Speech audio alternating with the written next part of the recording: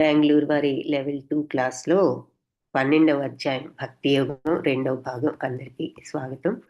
ఓం అజ్ఞానతిమిరాంధస్య జ్ఞానాంజనశలాకయా చక్షురున్మిళితం యేన తస్మై శ్రీ గురవే నమః. నమో ఓం విష్ణుపదాయ కృష్ణప్రేష్ఠాయ భూతలే శ్రీమతే భక్తి వేదాంత స్వామిన్యితి నామినే.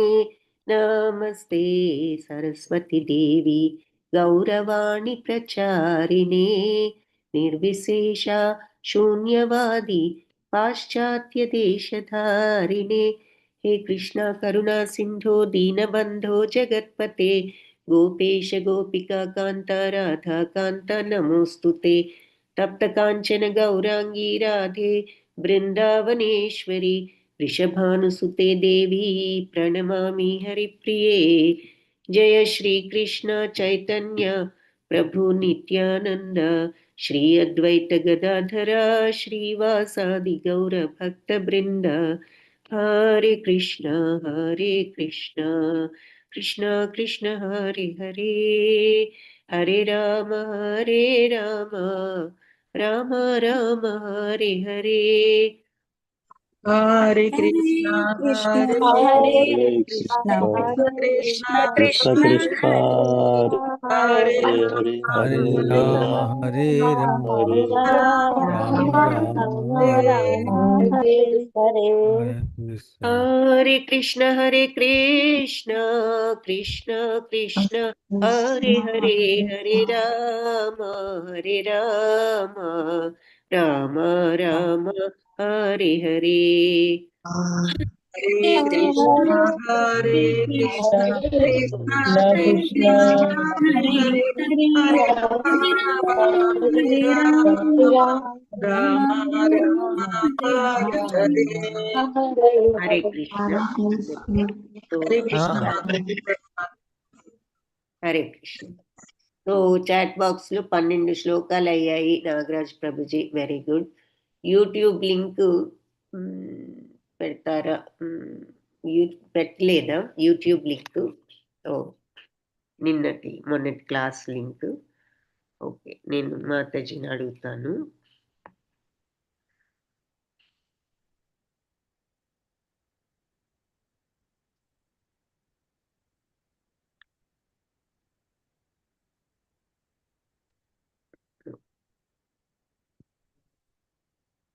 మనసులకు పోయలేదేమే మరి అవుడే పోతానంటే కదా.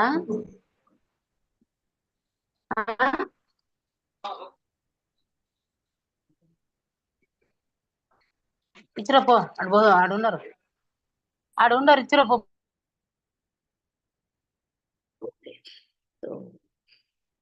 అందరూ పేరు మార్చుకోండి. టీఎల్ అని మీకు ప్రాక్టీస్ అవుతుంది.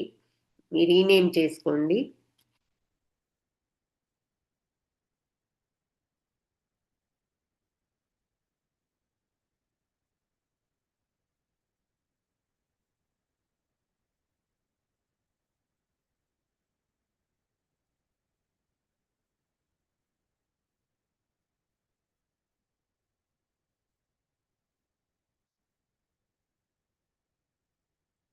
ఓకే,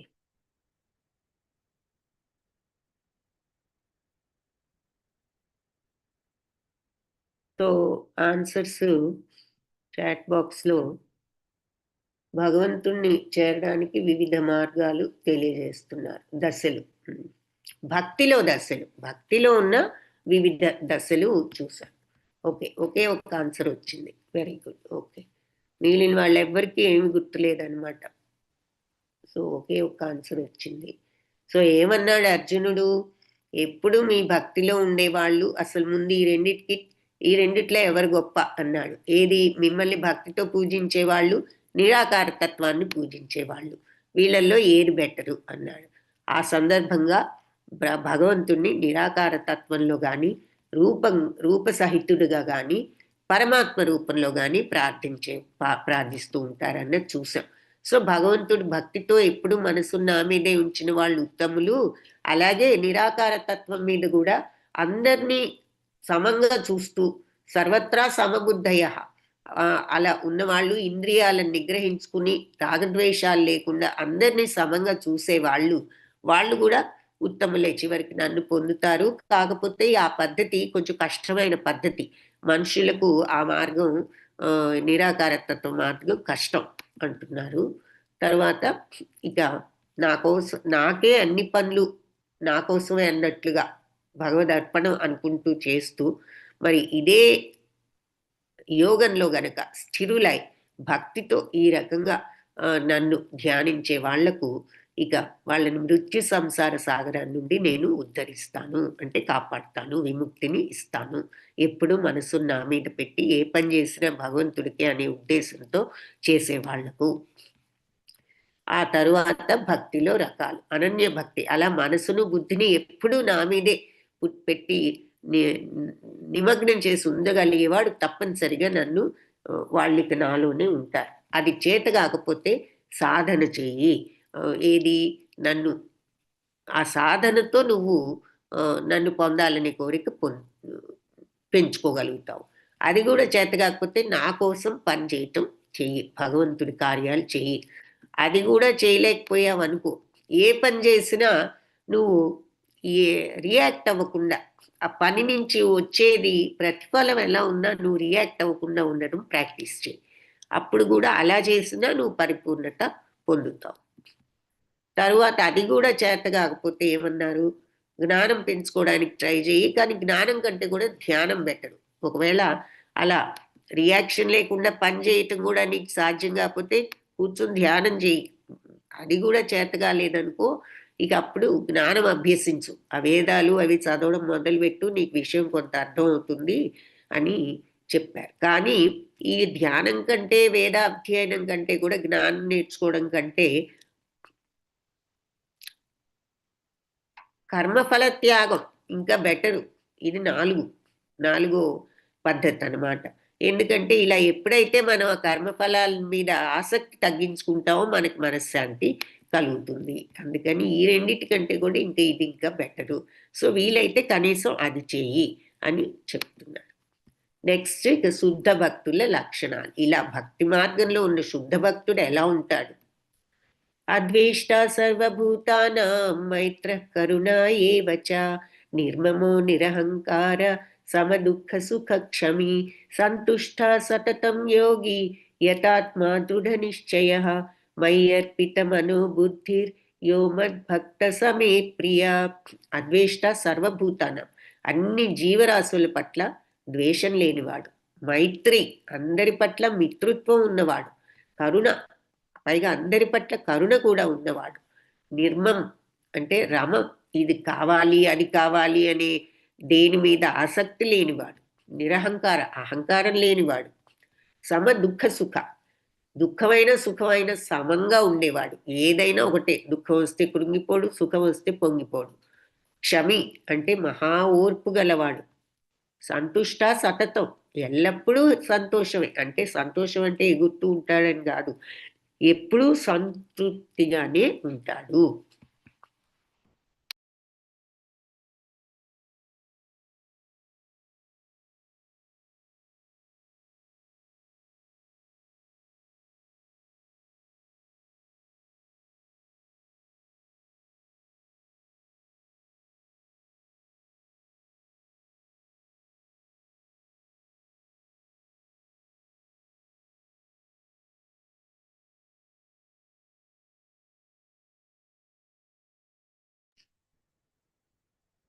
సంతుష్ట సతతం యోగి, ఎప్పుడు సంతృప్తితోనే ఉంటాడు. యథాత్మ దృఢ నిశ్చయ, అలా అతను ఇప్పుడు దృఢ నిశ్చయంతోనే ఉండగలుగుతాడు. మయ్యర్పిత మనోబుద్ధి, సో మనస్సును బుద్ధిని నాకు అర్పించిన యో మద్భక్త, ఆ నా భక్తుడు సమే ప్రియ, అతను నాకు ప్రియుడు అంటున్నారు. సో ఎవరి పట్ల ద్వేషం లేకుండా అన్ని జీవరాశుల పట్ల మిత్ర స్వభావంతో, అందరికీ స్నేహితుడుగా, అందరి పట్ల ఆదరంతో, మరి నాది అని ఇది నాది అది నాది అనే ఆసక్తి, కోరిక, అహంకారం లేకుండా సుఖ దుఃఖాలలో సమత్వంతో ఉండేవాడు, ఓర్పు గలవాడు, ఎప్పుడూ తృప్తితో ఉండేవాడు. ఇటువంటి యోగి దృఢ నిశ్చయంతో ఎప్పుడు ఇలా ఉండేవాడు. బుద్ధిని మనస్సును నాకు అర్పించిన వాడు నాకు చాలా ప్రియుడు. హరిదాస్ ఠాకూర్ ఆయన ఎప్పుడు కూడా నామ 3,00,000 సార్లు జపించేవాడు భగవన్నామాన్ని రోజుకి. సో ఆయన ఇక్కడ చూపిస్తున్నారు. యస్మాన్నో ద్విజతే లోకే లోకాన్నో ద్విజతే చయః హర్షామర్ష భయోద్వేగై ముక్తో యస్ స చ మే ప్రియః. యస్మాన్నో ద్విజతే లోకో, ఏ ఒక్కరిని బాధ పెట్టని వాడు, ఎవరి చేత ఉద్వేగానికి గురి కానివాడు, సుఖాల్లో హర్షాం హర్ష భయోద్వేగై, భయంలోనూ ఉద్వేగంలోనూ సుఖాల్లో బాధలో కూడా ముక్తోయ వాటన్నిటి నుంచి బయటపడ్డవాడు. అంటే అతనికి భయం లేదు, ఉద్వేగం లేదు. భయం లేని తనం ఎప్పుడు వస్తుంది? ఏదో వీడికి ఏది భయం లేదే అని మనం ఏదో నెగిటివ్ ఉద్దేశంలో అంటూ ఉంటాం ఆ మాటను. ఇక్కడ భయం లేకపోవడం అంటే ఎప్పుడైతే ఏదైనా భగవంతుడు ఎలా ఎలా జరిపితే అలా జరుగుతుంది అనే భక్తిభావంలో ఉండి, ఏదైనా ఒకటే భగవంతుడు జరపాలనుకుంటే ఇలా జరిపాడని భావంతో ఉన్నప్పుడు, ఏదైనా భగవత్ ప్రసాదం అనుకున్నప్పుడు ఇంకా భయమే ఉంటుంది, ఉద్వేగమే ఉంటుంది. మనకు కావలసినట్లుగా జరగదేమో అనుకుంటేనే కదా భయం, ఉద్వేగాలు వచ్చాయి. అన్నీ భగవంతుడు ఆయన ఇష్టం, ఆయనకి ఎలా కావాలంటే అలా జరిపిస్తారు. భగవంతుడి నిర్ణయం ఎప్పుడూ కరెక్టే అనే భావాన్ని గనక మనం మనస్ఫూర్తిగా తెచ్చుకోగలిగితే మరి ఇంక భయం ఉండదు, ఉద్వేగం ఉండదు. సో అన్నిటి నుంచి బయటపడతారు. హర్షం అహర్ష, భయము ఆందోళన, సుఖము దుఃఖము అన్నిటి నుండి కూడా విముక్తులవుతారు. ఎవరిని బాధ పెట్టని వాళ్ళు, ఎవరి చేత ఉద్వేగానికి గురి, వాళ్ళెవరిని బాధ పెట్టరు. ఇంకెవరైనా వాళ్ళు ఏదైనా అన్నా వాళ్ళు ఏ బాధ వాళ్ళకు ఉండదు. సుఖ దుఃఖాల్లో ఒకేలాగా ఉంటారు. భయము ఆందోళన ఇవేవి వాళ్ళకి ఉండవు. అన్నిటి నుంచి బయటపడ్డ వాళ్ళు. ఇటువంటి వాళ్ళు నాకు చాలా ప్రియులు అంటున్నారు. అనపేక్ష శుచిర్దక్ష ఉదాసీనో గతవ్యదః సర్వారంభ పరిత్యాగి యో మద్భక్త సమే ప్రియః. సాధారణ కార్యకలాపాలు, అనపేక్ష, దేని మీద అపేక్ష, ఇది కావాలి అది కావాలని కోరిక లేనివాడు. శుచి అంటే చాలా పవిత్రమైన హృదయం ఉన్నవాడు, ఏ కల్మషం లేనివాడు. దక్ష అంటే, దక్షత అంటే ఇట్లా ఈ మార్గంలో ఉండటానికి పట్టుదల, డిసిప్లిన్ ఉన్నవాడు. ఉదాసీనుడు అంటే దేనికి కూడా రియాక్ట్ అవ్వకుండా ఉండగలవాడు. గత వ్యధ, ఇక వ్యధలన్నీ కూడా వదిలిపెట్టినవాడు. ఏ బాధ లేదు అతనికి, ఏది కూడా ఇంకా అతను ఎలా ఉన్నా ఎప్పుడు కూడా ప్రశాంత మనస్తత్వంతోనే రియాక్షన్ లేకుండా ఉండగలడు. సర్వారంభ పరిత్యాగి అంటే ఏ ప్రయత్నాలు, అది కావాలి ఇది కావాలని కోరికలు ఉన్నప్పుడే అవి తీర్చుకోవడానికి మనం పరిగెడుతూ ఉంటాం. సో అలా కోరికల వెంట పరిగెత్తకుండా ఉండేవాడు. యో మద్భక్త, అటువంటి నా భక్తుడు సమే ప్రియ, అతను నాకు ప్రియుడు. సో ఇలా పవిత్రమైన వాడు, మరి దేని పట్ల కోరిక లేనివాడు, మరి ఉదాసీనత, అన్నీ ఏది ఎలా ఉన్నా ఒకే రకంగా ఉండేవాడు. ఏది కూడా ఏది జరిగినా కలత పడకుండా ఉండేవాడు. అన్నిటినీ కూడా వదిలిపెట్టగల సమర్థత, అంటే కోరికలన్నీ వదిలిపెట్టగలిగిన వాడు, అటువంటి వాడు నాకు ప్రియుడు. యో న హృష్యతి న ద్వేష్టి న శోచతి న కాంక్షతి శుభాశుభ పరిత్యాగి భక్తిమాన్య సమే ప్రియ. ఎవరైతే ఏదైనా జరిగినప్పుడు పొంగిపోకుండా, నా హృష్యతి పొంగిపోకుండా, నా ద్వేష్టి లేదంటే కోపం తెచ్చుకోకుండా, నాకు ఇది ఇష్టం లేదు, ఇదేమిటి ఇలా జరిగింది, అది ఇదే అని గట్టిగా అనుకుంటూ ఉంటాం కదా, అలా కాకుండా దేని గురించి పొంగిపోరు, దేని గురించి ద్వేషం ఉండదు, నా శోచతి దుఃఖం ఉండదు, నా కాంక్షతి కావాలనుకోరు, ఇది కావాలని ప్రాకులాడరు. శుభ అశుభ పరిత్యాగి, శుభమైన అశుభమైన రెండింటినీ వదిలిపెడతారు. ఇదేమిటి, శుభమైతే ఎందుకు వదిలిపెట్టాలనుకుంటాం? వదిలిపెట్టడం అంటే వాళ్ళు శుభం వచ్చినా ఒకే రకంగా ఉంటారు, అశుభం వచ్చినా వాళ్ళకొకటే. రెండు ఏదో ఈ శుభం కోసం ప్రాకులాడరు, అశుభం అంటే భయపడరు. భక్తిమాన్య, ఇటువంటి భక్తిమాన్యులు సమే ప్రియ, అతను నాకు ప్రియులు. సో ఎవరైతే లౌకిక సుఖాల పట్ల ఆనందించకుండా, ప్రాపంచిక కష్టాల పట్ల బాధపడకుండా, నష్టం జరిగిన బాధపడరో, లేదా లాభం కోసం ప్రాకులాడరో, శుభ అశుభాలు రెండింటినీ కూడా త్యజిస్తారో అటువంటి వాళ్ళు నాకు ప్రియులు. మరి ఇక్కడ ప్రహ్లాదుడిని చూపిస్తున్నారు. ప్రహ్లాదుడు మరి అంతే కదా, అక్కడ ఏనుగులతో తొక్కించాలని చూశారు, సముద్రంలో కట్టి పడేయాలని చూశారు, మరి ఇన్ని రకాలుగా పర్వతం మీద నుంచి కిందికి తోయాలని చూశారు, ఇన్ని రకాలుగా వాళ్ళ తండ్రి చంపాలని ప్రయత్నించిన ప్రహ్లాదుడు ఎప్పుడూ ఆయన మనసు ఏది కలత చెందలేదు. ఆయన మనసు ఎప్పుడు భగవంతుడి మీదే ఉండేది. సో అంత లెవెల్కి ఇప్పుడే వెళ్ళలేకపోయినా ప్రతి చిన్న దాంట్లోనూ ఆ కోరిక కోసం ప్రాకులాట, ఇది వస్తుందా అది వస్తుందా అనేది అంతవరకైనా తగ్గించుకోవడానికి మనం స్లోగా సాధన చేసి ఎప్పుడు అట్లా ఆ పరిపూర్ణతను చెందొచ్చు. సో అందుకే భగవంతుడు అట్లా 6 మార్గాలు మనకు మొదట్లోనే ఇచ్చారు, ఈ స్టేజ్కి రావటానికి ఉపయోగపడే విధానాలు. ఇంకా ఏం చెప్తున్నారు ఈ భక్తి శుద్ధ భక్తుల లక్షణాలు?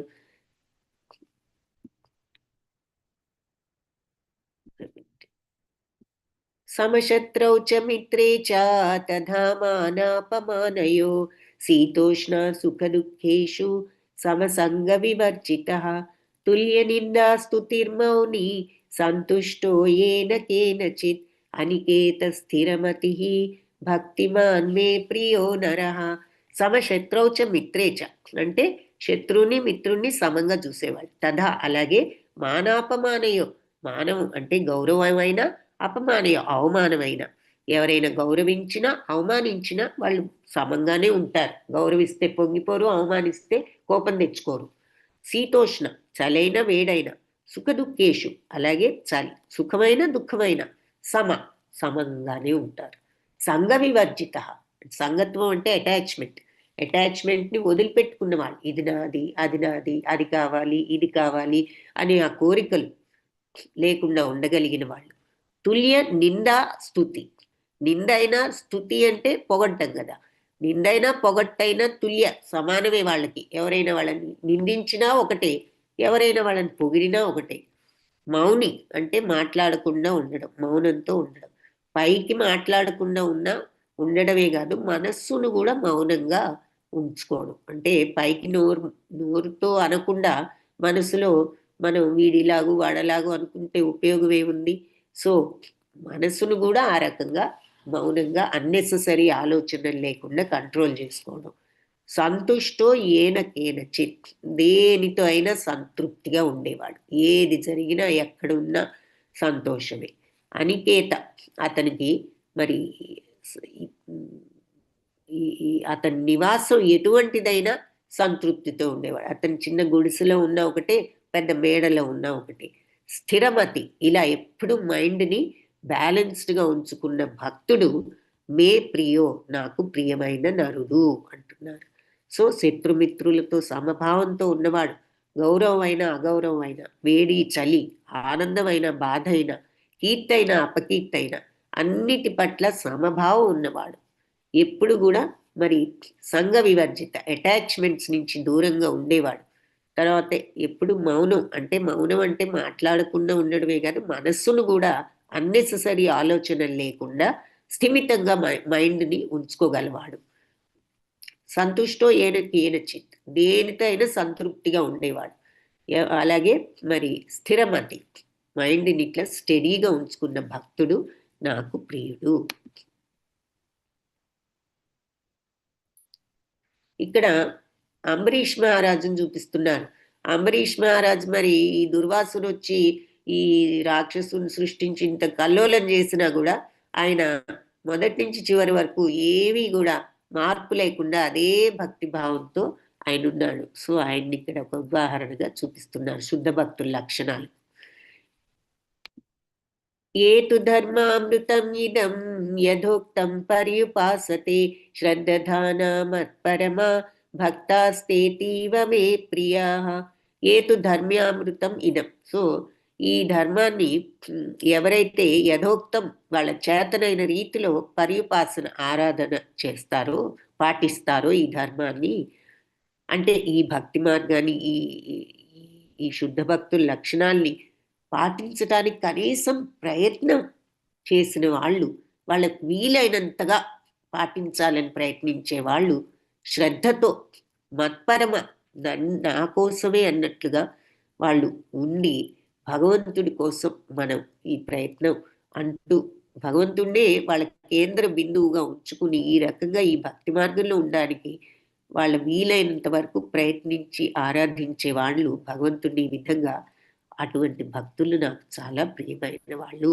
సో ఈ భక్తి యోగం అనే ఈ అమృత మార్గాన్ని అనుసరిస్తూ నన్నే పరమ లక్ష్యంగా చేసుకుని ఇలా భక్తిలో ఉండేవాళ్ళు నాకు అత్యంత ప్రియులు. కానీ ఎవరైతే ఈ ధర్మామృతాన్ని ఈ భక్తి యోగం అనే అమృతాన్ని వాళ్ళ వీలైన రీతిలో వాళ్ళ చేతనైన రీతిలో ఉపాసన చేస్తూ శ్రద్ధతో నన్ను ఈ రకంగా పరమ లక్ష్యంగా నన్ను చేసుకుని అంటే భగవంతుడే కేంద్ర బిందువుగా ఇలా పెట్టుకుని ఉండేవాళ్ళు నాకు చాలా ప్రియులు.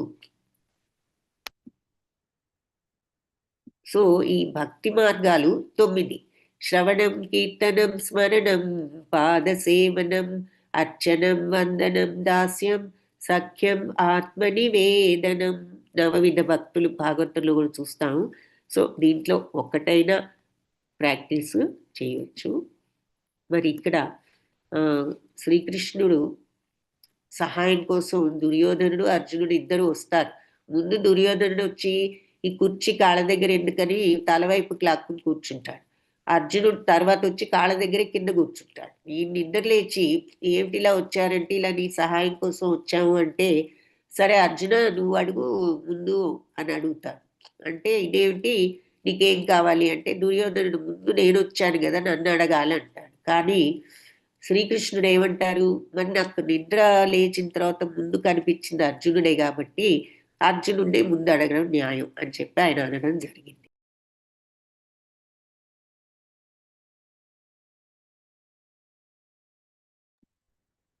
అంటే ఇక్కడ అప్పుడు అర్జునుడు నీకు నేను కావాలా, నా సైన్యం ఒక పక్క నేను ఒక పక్క ఉంటాను, నీకెవరు కావాలంటే నాకు నువ్వే కావాలంటాడు.